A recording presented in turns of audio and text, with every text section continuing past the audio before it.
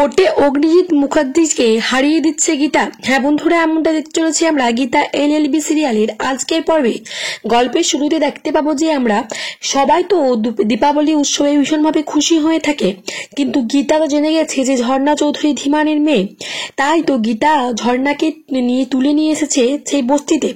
এদিকে ধীমান সেন প্ল্যান করতে থাকে কিভাবে গীতাকে মারা যায়। তাই কিরণকান্তি ব্যানার্জি বলেছে কালকে কোর্টে যাওয়ার আগে গীতাকে শেষ করতে হবে। সেই জন্য ধীমান সেন ভজন মিত্রকে বলে যে করে হোক গীতাকে শেষ করা চাই। তাই ধীমান সেন ভজন মিত্রকে বলে যে গীতাকে শেষ করতে হবে। ভজন মিত্র তো প্রথমে ভয় করে যে এটা নিয়ে আবার কোনো বড় কেসাকাছি হবে না, তো আমাদের কোনো কিছু ভুল হয়ে গেলে গীতা এলএলবি কিন্তু আমাদেরকে ছাড়বে না। আর তাছাড়া আমি একজন আইনের লোক। তখন ধীমান সেন ভীষণভাবে রেগে যায় আর বলে, আরে আইনের লোকরা দুধ ছাই, আপনি শুনুন তো, আমি যা বলছি তাই করুন। তারপরেই তো একটা গুন্ডাকে দিয়ে কয়েকটা বোমের মাঝে একটা বড় বোমকে রেখে দেয় সেই গুন্ডাগুলো। তারপরেই তো মেহেক পদ্ম সবাই মিলে ভীষণভাবে খুশি হয় আর বলে আমরা বাজি পড়াবো। কিন্তু গীতা সেই বাজিগুলোকে দেখে গীতার মনে একটা খটকা হয়, সন্দেহ হয় যে একই রকম বাজির মধ্যে একটা বড় বাজি, তাও আবার অন্যরকম, তাহলে এটাই কি আমার মরণ ফাঁদ নয় তো? ওরা এটাই প্ল্যান করেনি তো যে এই বোমটা ধরাতে গিয়ে আমি ব্লাস্ট হয়ে যাব আর পুরো বস্তিটা শেষ হয়ে যাবে? না, এমনটা হতে পারে না। ওই তো ধীমান সেন ফোন করে সেই গুন্ডাটাকে, আর গুন্ডাটাকে ফোন করে বলে যে যেখানে বাজিটা ফুটবে সেখানে তুমি যাও, আমি শুনতে চাই সে বাজির আওয়াজ, সে বস্তির সকলের চিৎকার, গীতা এলএলবির মরণ। তখন সেই গুন্ডাটা বলে কিন্তু আমি যদি ওখানে থাকি তাহলে আমি তো মারা যাব। তখন ধীমান সেন বলে একদম বেশি কথা বলবে না, ওইখানে তুমি দাঁড়িয়ে থাকবে। তখন সেই গুন্ডাটা ধীমান সেনের ভয়ে সেইখানেই দাঁড়িয়ে থাকে।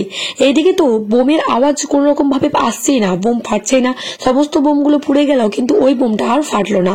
তখনই ধীমান সেন বলে কি ব্যাপার, বোমটা ফুটছে না কেন? তখনই গীতা সেই গুন্ডাটার হাত থেকে কেড়ে ফোনটা নিয়ে নেয় আর বলে ওই বোমটা আর ফাটবেও না। তখন ধীমান সেন বলে গীতা এলবি? তখন গীতা বলে হ্যাঁ, আমাকে এত কাছাকাছি নাকি? আপনি যদি বন ওল হন তা আমিও বাঘা তেঁতুল। আমিও খুব ভালোভাবে জানি যে আপনি আমাকে মারার চেষ্টা করবেন আজকে, আর এত বোকা পেয়েছেন নাকি? আপনি যে ফান্ডটা পেতেছেন, আপনি যে কারসাজিটা করেছেন, তাতে একটা বাচ্চা ছেলেও বলে দেবে যে ওই বোমটার ভেতরে কিন্তু সমস্ত কিছু বোমের মধ্যে ওই বোমটা কিন্তু আলাদা আছে, ওটা সবাই জানতে পেরে যাবে। আর আমি তার আগে বোমটা সরিয়ে রেখে দিয়েছি। কি ভাবছিলেন গীতা এলএলবিকে এত সহজে মেরে ফেলবেন? এটা কিন্তু পারবেন না। আমি বলি কি, তাছাড়া ওই বোমটা তো আমি ফাটাবো না, ফাটাবে আপনার মেয়ে ঝর্ণা চৌধুরী ওরফে ঝর্ণা সেন। এই কথা শুনে চমকে যায় ধীমান সেন, বলে কি বললে তুমি? তখন গীতা বলে হ্যাঁ, কিছু ভুল বললাম নাকি? আপনার আগেকার হাত পক্ষের মেয়ে। তখন ধীমান সেন বলে একদম ওরকম করবে না বলেছিস গীতা এলএলবি, আমার মেয়ের যেন কোনো ক্ষতি না হয়। তখন গীতা বলে এই গীতা এলএলবি কারো ক্ষতি করতে পারে না, কিন্তু যারা অন্যায় করে তাদেরকে উচিত শিক্ষা দেয়। তাই বিনা কারণে বিনা দোষে আমি কাউকে মারি না। এরপরে তো গীতা ফোনটা কেটে দেয়। ধীমান সেন তো মনে মনে ভাবতে থাকে যে কালকে কোর্টে একটা বড় কিছু ঘটতে চলেছে। তারপরে তো পরের দিন সকালে কোর্টে সবাই মিলে চলে যায়। আর কোর্টে যাওয়ার পরেই দেখা হয়ে যায় অগ্নিজিৎ মুখার্জিকে সাথে গীতার। অগ্নিজিৎ মুখার্জি গীতাকে বলে তুমি শেষ পর্যন্ত কোর্টকে এলে বলো? তারপরে গীতা বলে হ্যাঁ, আসতে তো হতোই, কিন্তু অগ্নিজিৎ মুখার্জি বারবার করে মেহেককে বারণ করতে থাকে। তখন মেহেক বলে কিন্তু বাবা, তুমি তো আমার হয়ে কোনো কিছুই করলে না, আমার হয়ে যখন কেস লড়লে না তখন তো আমি এই কেস থেকে সরছি না বাবা, আমি এই কেস লড়বই। অগ্নিজিৎ মুখার্জি আর তো কোনো কিছুই বলতে পারে না। ওদিকে কৃপান চলে এসেছে আর কৃপান এসে বলে মেহেক তুমি এই কেসটা তুলে নাও। মেহেক, কেন তুমি অশান্তি করছো বারবার? আমাদের বিয়ের ডেট ঠিক হয়ে গেছে, আমাদের কার্ড ছাপা হয়ে গেছে, তাহলে তুমি কেন এরকম করছো? মেহেক, এই সমস্ত কিছু থেকে বেরিয়ে এসো, আমরা দুজন আবার সবকিছু একসাথে মানিয়ে নিই।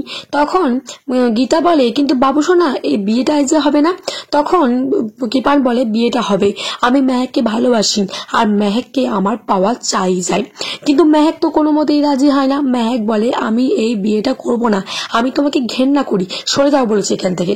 আর তখনই চলে আসে ধীমান সেন। গীতা তো ধীমান সেনকে দেখে বলে কালকে ঘটনাটা তো বিশাল বড় ঘটনা হতে পারে, তাই না?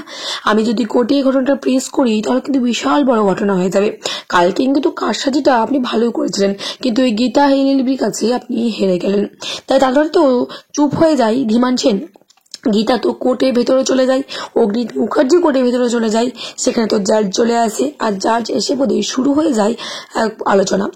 গীতা তো বলে জাজ দেখুন, এই কৃপান বলে ছেলেটা মেহেক বলে মেয়েটিকে কিডন্যাপ করে নিয়ে গেছে, আর কিডন্যাপ করে নিয়ে গিয়ে তাকে অত্যাচার করেছে। তখন অগ্নিত মুখার্জি বলে যে না ইওর অর্ডার, এটা সম্পূর্ণ মিথ্যা কথা। কৃপান বলে ছেলেটিকে মেহেক বলে মেয়েটি ভালোবাসতো, আর ভালোবাসতো সেই জন্য তো কৃপান মেহেককে নিয়ে গেছিল বিয়ে করার জন্য।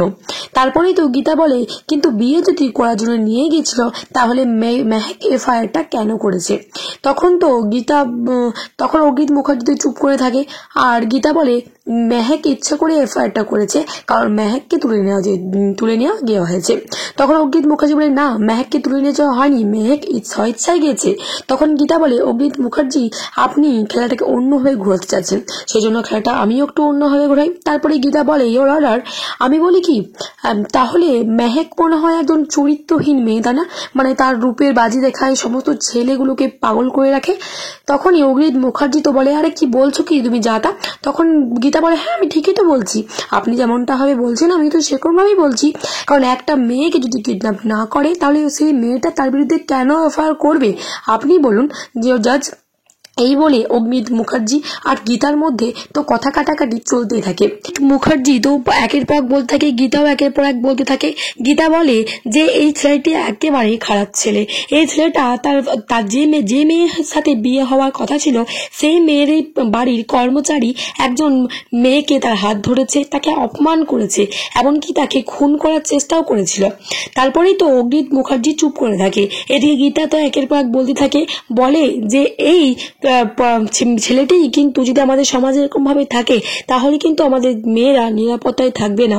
তাই আমি চাই এই কৃপান বলে ছেলেটির শাস্তি হোক। তাহলে বন্ধুরা এবারে কি হবে? কৃপান কি শাস্তি পাবে? এটা কি খুঁজে বের করতে পারবে যে 13ই নভেম্বর 2022 সালে কি হয়েছিল? আর যদি জেনেও থাকে যে স্বর্ণার স্বামী সঞ্জয় বেঁচে আছে, তাহলে কি গীতা এবারে সঞ্জয়কে উদ্ধার করে নিয়ে আসতে পারবে? আর উদ্ধার করে নিয়ে এসে যখন অগ্নিত মুখার্জি দেখবে যে সঞ্জয় বেঁচে আছে, তখন কি মেহেকের সাথে কৃপানের বিয়েটা দেবে অগ্নিত মুখার্জি? আর কি সঞ্জয়কে দেখে সমস্ত পর্দা ফাঁস হয়ে যাবে ধীমান সেন, কৃপান আর কিরণকান্তি ব্যানার্জির? কি হতে চলেছে বন্ধুরা গীতা এলএলবি সিরিয়ালের আগামী পর্বগুলিতে?